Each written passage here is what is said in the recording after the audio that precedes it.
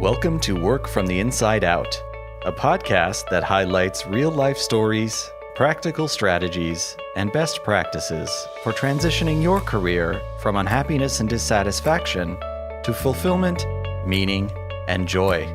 Now here is your host, career and executive coach, Tammy Guler-Loeb. Hey everybody. I am so delighted to introduce my guest today, Melody Wilding. Melody is the author of Trust Yourself, Stop Overthinking, and Channel Your Emotions for Success at Work, one of my most recent favorite books. Recently named one of Business Insider's most innovative coaches for her groundbreaking work on sensitive strivers, her clients include CEOs, C-level executives, and managers at top Fortune 500 companies such as Google, Amazon, and JP Morgan, amongst others. Melody has been featured in the New York Times and Wall Street Journal and is a contributor to Harvard Business Review, Fast Company, Psychology Today, and Forbes. Melody is a licensed social worker with a master's from Columbia University and a professor of human behavior at Hunter College. Please join me in welcoming Melody Wilding. Welcome, Melody, and thank you for joining us from your home office in Jersey City. Thank you, Tammy. Oh, it's so great to have you. So Melody, as you know, on Work from the Inside Out, we like to start at the beginning or some of the earlier years, things that might have inspired you or things that you might have dreamed of as a younger person. Take us back to some of your earlier years and how those might have been formative or not, and how those helped you get to where you are today. I will take you all the way back to when I was very young. And, I can remember being little, sitting in kindergarten or playing on the playground. I can remember playing in the grass as a kid and just feeling different than everybody else around me. And it was really different in the way that I saw the world, experienced the world. I, as a kid, could really not understand why I was so affected by everything that happened around me when other kids seemed not fazed by it at all. And yeah, a few examples of that. I was a kid who I hated surprises. So surprises really overwhelmed me. One time my parents took me to a surprise party and I hysterically started crying because I just couldn't handle what was going on. And they felt so horrible. I feel so bad to this day. That was someone else's surprise party. No, it was a surprise party for me. Oh, it was? Yes. It was a surprise party for me and I couldn't handle it. But also just being so observant and perceptive of everything that happened around me. I felt weird. And I was also that kid that I loved being in my thoughts. So I still have notebooks to this day that I used to just fill up with short stories I would write, some that I would mail to the authors of Babysitter's Club was one of my favorite book series back in the day. And I sent the author a book, quote unquote, that I had written. And she sent me this lovely note back. And so I was that kid that loved building, couch forts and sitting in there and reading books and writing. And I see the genesis of being a writer very early on in my life. But definitely my sensitivity to the world was very apparent from when I was a kid. But something I really hated about myself, frankly, and tried to push away, much to my own detriment, later on in my career. Yeah. Well, yeah, especially when you live in a world where around you, so many other people don't seem to be as affected. And, it must have been very painful in many ways. It was confusing more than anything else, right? It was confusing. And, I think like many, sensitive people that I work with, you start to internalize the idea that you're not okay as you are. So you have to show up differently in the world and feel like you're wearing a mask or posturing or playing a part much of the time, which is really exhausting. Yes. And just quite demoralizing because you can't just be yourself. Yeah. Yeah. Wow.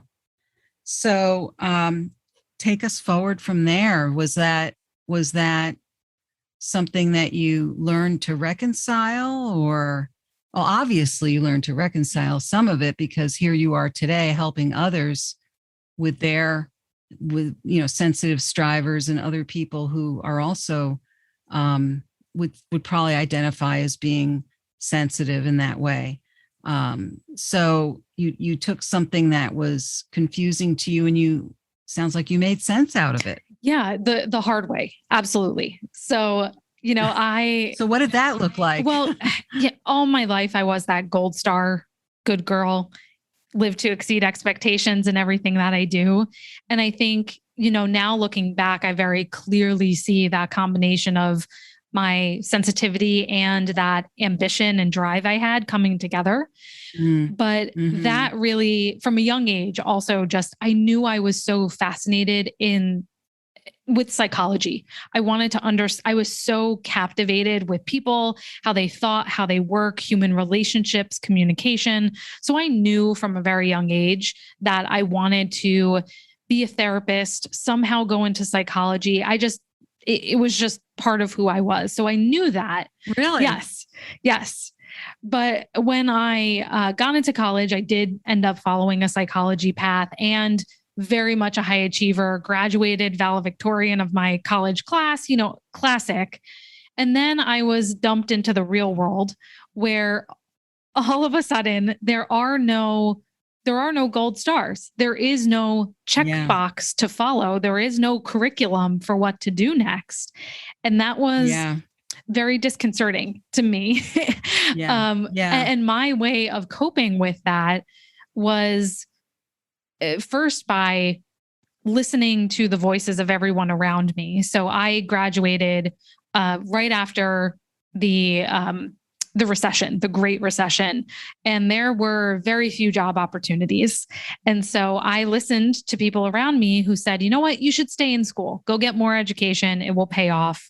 And at first I wanted to get my PhD in psychology, but many people around me said, you know what, go into social work. That's a much faster path to being able to practice and work with people.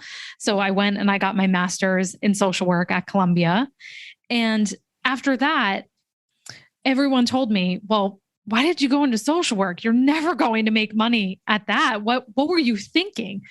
And so I got a job right out of school in healthcare technology, basically. So a steadier, more higher paying field. But inside of me, there was always still this longing to work with people more in a kind of therapy coaching capacity. So on the side, I started doing therapy and coaching to pay off my student loans. But it was also something I couldn't not do. But during this time in my career, it was really where I came face to face with all of the downsides of my sensitivity. It going unmanaged really caught up with me. All of the people pleasing, the lack of boundaries, the overworking to try to prove myself because I had such low self-worth. Like I was saying, as sensitive people, you struggle with such insecurity around who you are and if you're good enough. And my approach to dealing with that insecurity was to overcompensate by trying to do more, be the best, be better, please people. And that really caught up with me. And a couple of years into my career, faced a very, very severe burnout that I talk about in my book, but it landed me in bed. It almost killed me. I was having heart palpitations. My hair was falling out. And that was really the wake-up call that I needed to number one, realize that I need to manage myself differently. Being different is not bad. It's just different. and to really take all of the tools that I had learned through my psychology and my social work training and start using them on myself. So that was kind of my crisis moment that actually opened up really the next path and phase of my career. Yeah, this is really helpful to hear. So in a way, your education and your training helped you to understand what was going on with you at the time too, it sounds like. Absolutely. They although it didn't stop you from going there initially. I'm curious. So I want to just go rewind the tape just a little bit. I'm curious about going from your undergraduate to your grad. Did you go right out of undergrad into graduate school, or did you attempt to go into the real world after undergrad, or how did that play out? Straight from undergrad into grad school. And looking back, I wish I had taken more time, because I think I needed to find myself more rather than using more education as a way to find myself. So I'm extremely grateful for my education, and obviously has led me to where I am today. But, I think I could have been much more intentional about it. Mm-hmm. Yeah. Yeah. I hear you now. And yet once you had the MSW, people said, oh, well, what'd you do that for? You're not going to make any money as a social worker.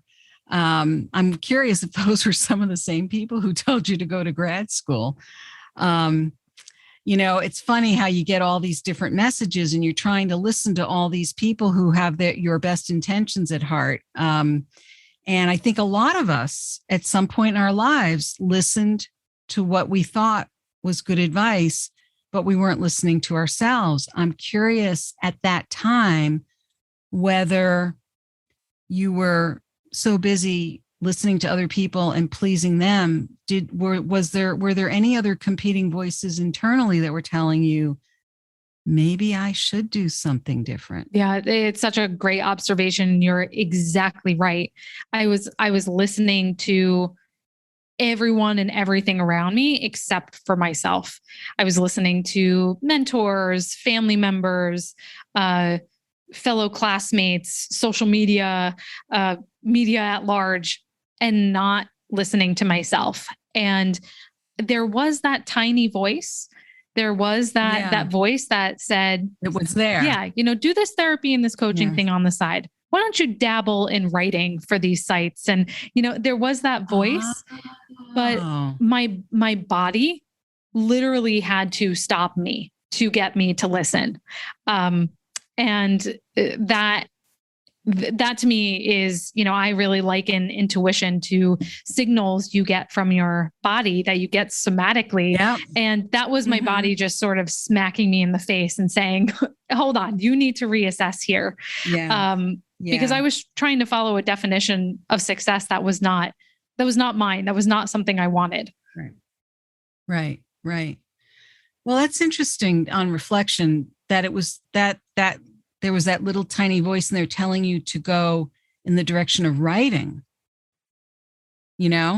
So I want to go back even further for just a moment, because I always find it interesting when I come across somebody who knew from a young age that there was something that was a part of them, like something like writing, because I think so many people remember struggling with something like writing as a young child. And it sounds like you were pretty prolific with your writing as a young child, and you imagined yourself both as a writer and as a therapist from a fairly young age. How young did you start having those thoughts?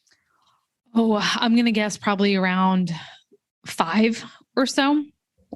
Pretty young. Wow. Yeah. And wow. What's funny is that with the writing in particular, I was the most prolific when there were no rules. As soon as school came around and there was grading and spelling and punctuation and structure, that was when the creativity and the joy got squeezed out a bit. And I remember a story that my mom tells me all the time, which is, it was some school assignment, and my mom had said, "Oh, but there's all spelling errors in here, and she didn't capitalize." And the teacher said, "It doesn't matter. It doesn't matter. Just let her write. Let her write. That's what you need her to do right now." Yeah. And so I still carry that with me, but it's interesting, how those rules and those expectations then start to crowd out our own, disinhibition. Right. Wow.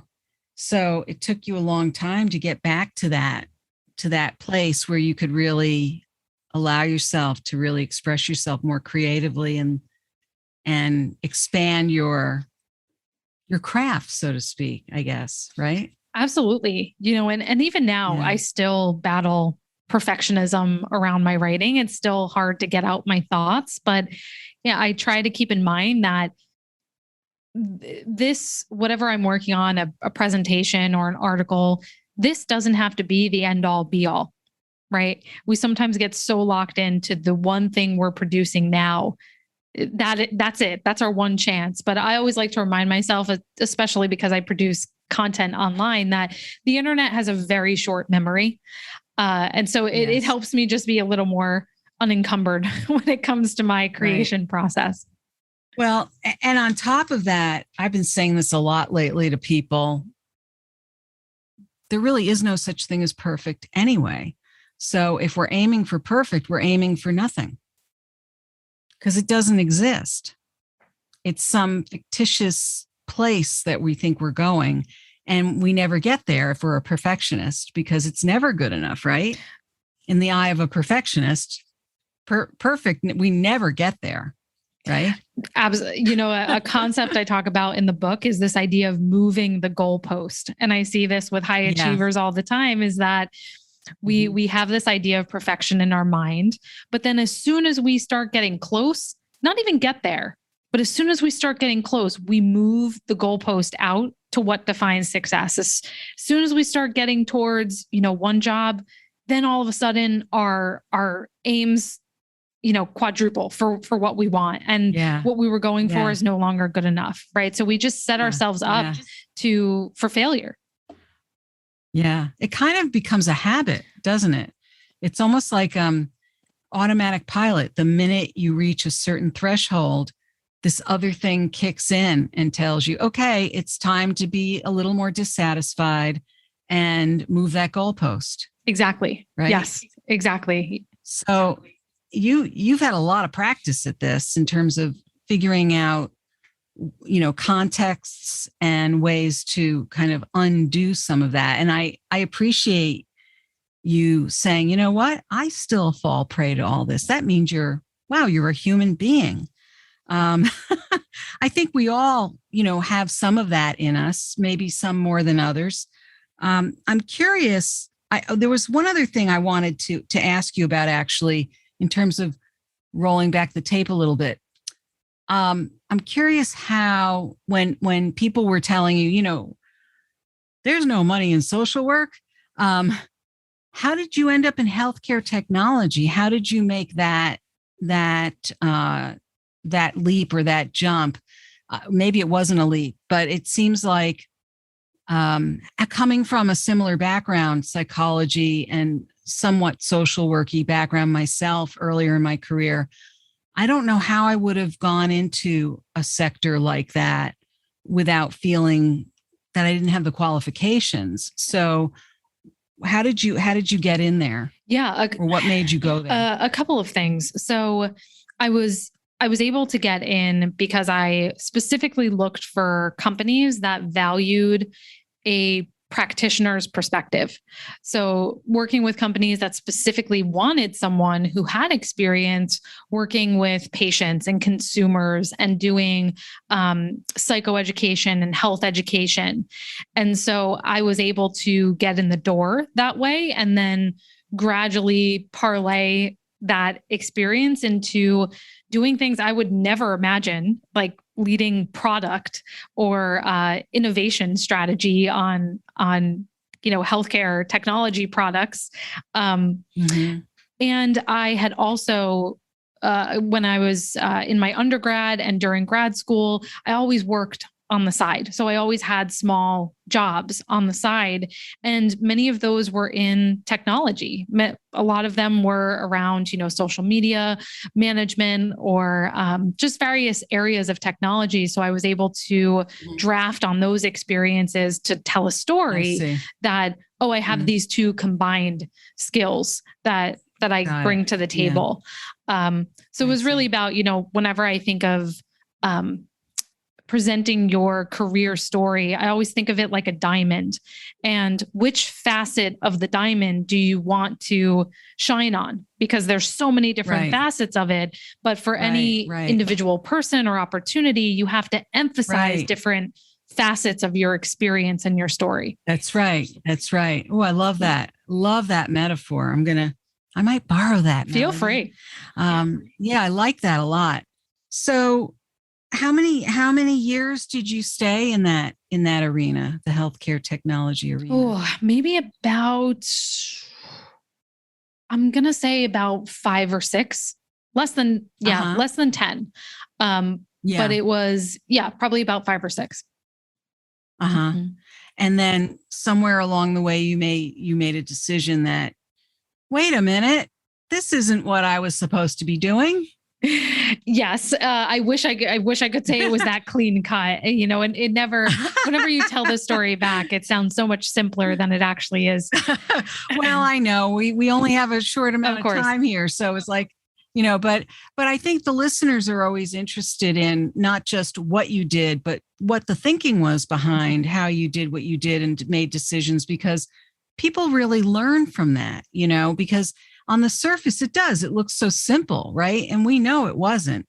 So what happened around that transition for you? Yeah. So like I said, I was always doing my coaching and therapeutic work on the side and starting to write. That was kind of like, it wasn't even my side hustle. It was like my secret joy. And it was kind of my hobby. And that it kept growing. It was like a snowball going downhill. It just kept gaining momentum. I had more clients. I was working with a therapy company. I was able to leave that and start my own coaching practice, because what was so interesting in my work is that I was attracting people just like me that had struggled with their own sensitivity, regulating their emotions in the workplace, overthinking, perfectionism. And so I was able to start carving out a little niche for myself as a coach, and took writing for one site to writing for another. And all of that was gaining momentum. And I was gradually losing interest in my other work and, frankly, engagement in my other work as a result. And there came a point where, I faced a fork in the road of, do I continue going? I had to make a choice of if I continue going down this healthcare technology path and building my career there, or do I take the leap and actually go all in on my coaching work? And I knew in my gut that I needed to make the coaching thing work, that if I had gone the other path, I could just look ahead and think about my future and say, no way, there's no way I could see myself doing that. And it's a great exercise to try to project out 5 or 10 years in the future. And my gut was an instant no. And so the real story is that I was actually let go from my position. My role was eliminated and I was let go. And it was like the universe made the choice for me. Whatever you believe, the choice was made for me.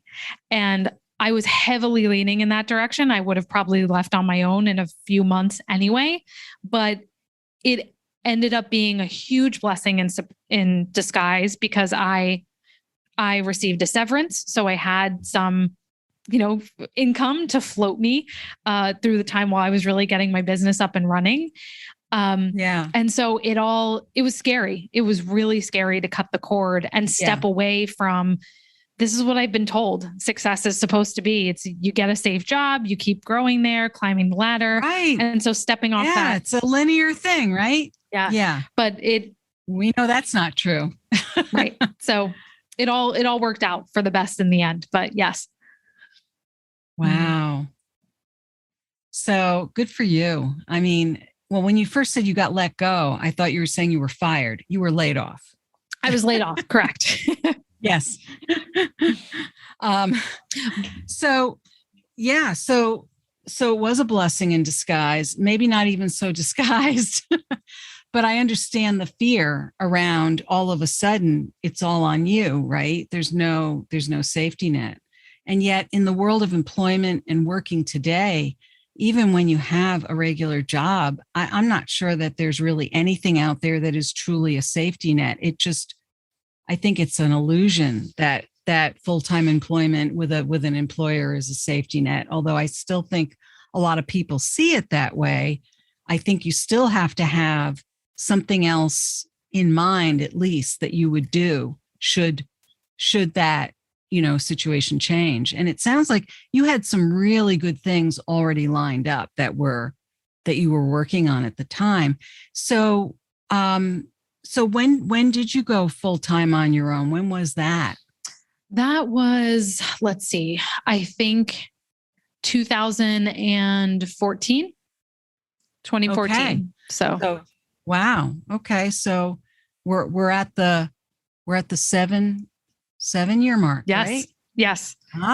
So looking back 7 years till now, how has that evolved? And is the vision you had then, let's say minus all the things that were scary, but how has that evolved over these 7 years? Oh, hugely. When I started out, I felt like I was just reacting to everything in front of me and really flying by the seat of my pants and trying to figure everything out on the fly. But I never would have imagined that I would be at this point now where if you would ask me back then what my dream was, I would probably say it's what I'm doing now, which is having a book, doing one-on-one coaching, having courses and programs and doing speaking. This is always the vision I imagined. And I think that's an important reminder for me even now, because again, as high achievers, we tend to focus on, I've heard it talked about as we focus on the gap instead of the gain. We focus on, now that I'm here, I'm always thinking about, all right, what's the next book? How can I grow my speaking? You and I have talked about this, rather than focusing on, wow, 2014 version of Melody would have been just in awe of where I am now. Cause I have brought that vision to life. So, it was messy. And, I think some of the best things I did was build out infrastructure around my business. There was really a turning point, especially about, I would say 3 years ago, where I stopped playing business and I started taking it more seriously.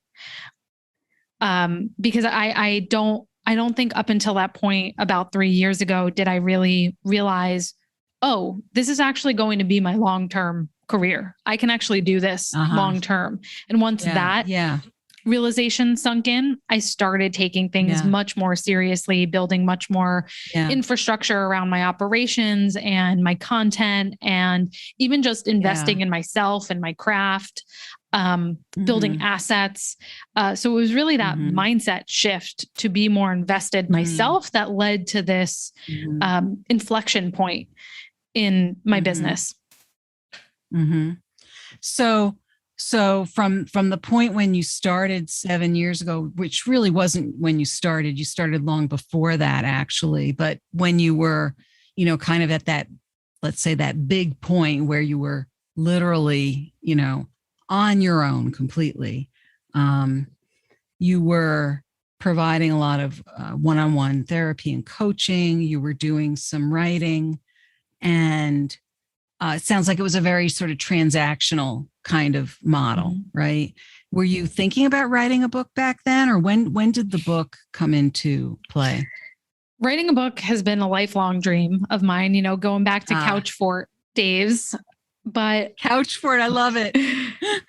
So it was this long off, maybe I'll write a book one day. Not a real, it wasn't real in my mind. what happened is that I was speaking at an event in 2016. And after the event, a woman came up to me, handed me her card, and she was from a major publishing house, and said, "I've been following you online. I've been reading your work. I love everything you have to say. I would love for you to write a book for us." And I was speechless. I was totally taken aback. Flash forward, I ended up getting a book contract with them in about 2 weeks. I had a book contract in my hand. Yes. And I scrambled to, I figured out, I have no idea what this contract says. I don't know if this is a good deal or not, or what. I can't make heads or tails of this. I need an agent. So I put myself out there. I ended up finding an agent, and she very wisely sat me down and said, number one, I think you can get a better deal. But number two, I don't think this is the book you want to write. And she was completely right. It was a book idea, a concept that I had put together just in response to someone wanting me. And I wrote the book that I thought this publisher would want.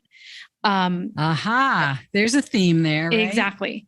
And luckily I had, my very wise agent who was like a mentor, said, "I don't think you want to write this. Take your time, figure out what you really want to write and what you have to say uniquely." And thus commenced about 3 years of flailing around and trying to figure out what I uniquely had to say. I wrote hundreds and hundreds of pages. I wrote 2 full book proposals, which are about 100 pages each, that completely scrapped until, in one day, a moment of frustration, I sort of sat down and wrote out, what are all the challenges that my clients have? And I had them on sticky notes. So I started grouping them together, sort of mind mapping them. And it became very clear to me then that there was this sensitivity camp of issues. And then there was this high achievement, this striving side of their challenges.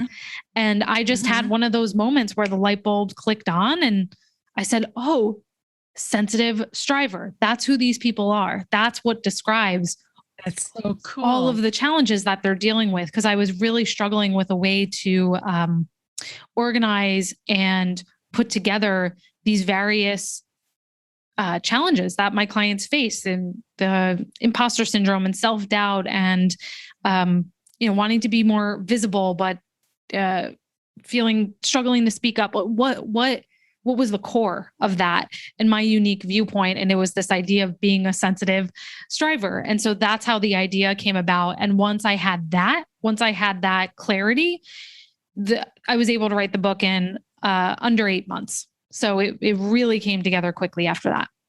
Yeah.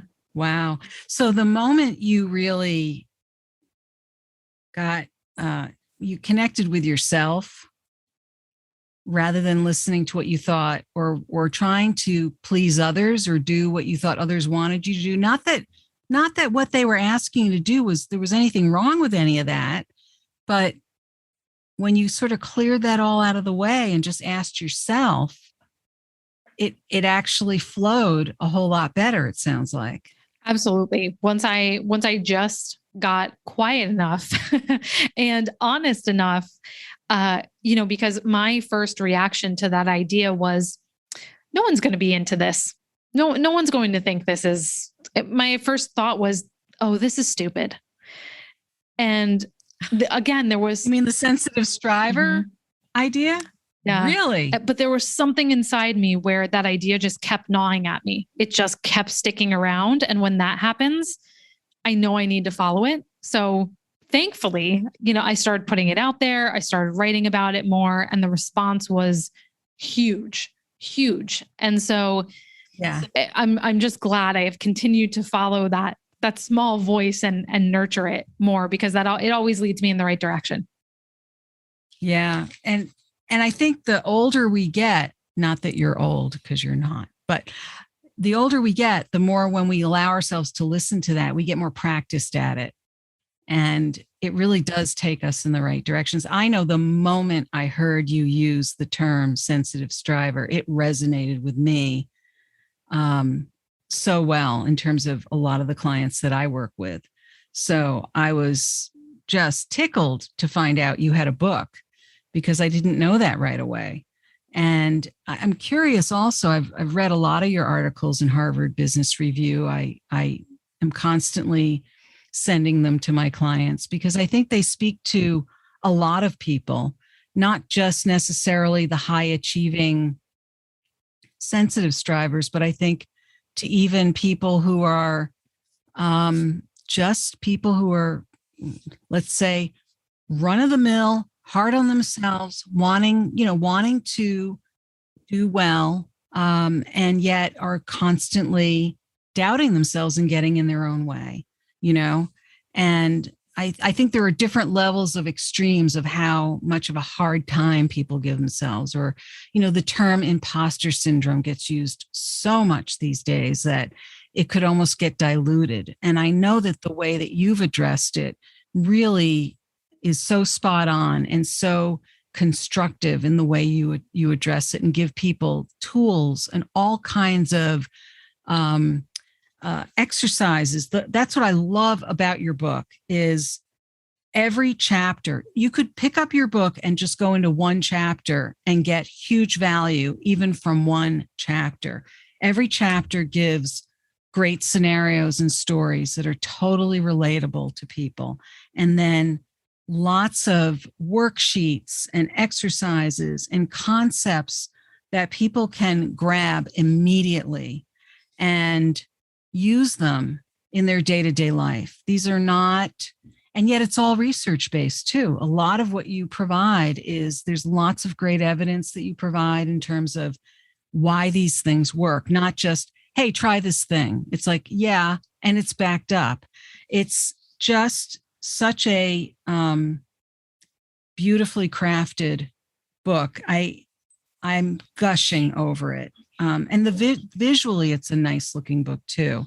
So I say all this, not, as I told you earlier, not to butter you up, but I really find that this is obviously a Bible for sensitive strivers, but I think it's also a fabulous resource for anybody who is just getting tired of always giving themselves a hard time or thinking, why is it that I'm always trying to do what everyone else thinks I ought to do rather than really just stopping and listening to myself? And that's what I love about the book is it gives people the tools to really work through that and do that. So, how to get unstuck, how to find, really connect with your own core values and find a greater sense of balance or blend for your own life. There's just, it's so practical and yet really takes you step by step through it. I just can't say enough great things about it. But I want to talk a little bit about the imposter syndrome, since that does seem to be so prevalent in our language these days. How do we address that in a way that is meaningful? Because it does feel like we all suffer from that to some degree, and yet it gets used so much. It's almost like I don't know, it just gets a little watered down, a little tired. Yeah. So what are your thoughts on that? Yeah, I definitely agree that we overuse the term. And imposter syndrome, I talk about it as a form of overthinking in the book. Yes. That specifically refers to thoughts we have around our own competence and feeling like we are a fake or a fraud, despite the fact that we are actually accomplished. So in that chapter, the strategy I talk about is called naming it and reframing it. So being able to put a label on those thoughts, catching them and creating some distance to say, oh, here goes this story again. But then more importantly, reframing it. What would a good coach say to you? So many times, nothing means more to me than when I have clients say, in that moment, I felt like I had little Melody on my shoulder telling me to think Yes. X, Y, Z. And then I was able to approach the situation differently. And that's what we want, is to make your inner coach louder than your inner critic. And I love that. The process of reframing, it has to be very manual at first, because the grooves in your brain that get triggered when a challenging situation at work happens, right? You get a new assignment, and your ingrained conditioned way of thinking is, oh my gosh, I can't do this. They're going to figure out I have no idea what I'm doing in this job. I'm going to get fired. I'm going to fail. Right? It's just this automatic script that plays. And so reframing is a manual process at first, where you have to sort of pick up the needle on that record player where it is on that one groove and put it on a different track. And the more you practice reframing, it's a skill. So the more you practice it, the stronger and more automatic it will become. But it does take awareness. It does take practice and effort over time. Yeah. Oh, that's great. Great advice. So I'm going to ask you one last question, because I know we have to wrap up. So if you were to give somebody one piece of advice about making a transition in their career, whether it be the same profession or a new profession, what would be one key piece of advice you might give them as they're thinking about making a change in their professional life? I'll give two if I can cheat. Yes. Okay. The first one I would say, very practical, is to look back at all your past experiences and really take stock of what you enjoyed doing the most versus what you would never want to do again. I think it's so easy to get caught up in the vision or the perception assumption we have about what a certain career will look like. So it's very important to mine those past experiences for what did I actually enjoy?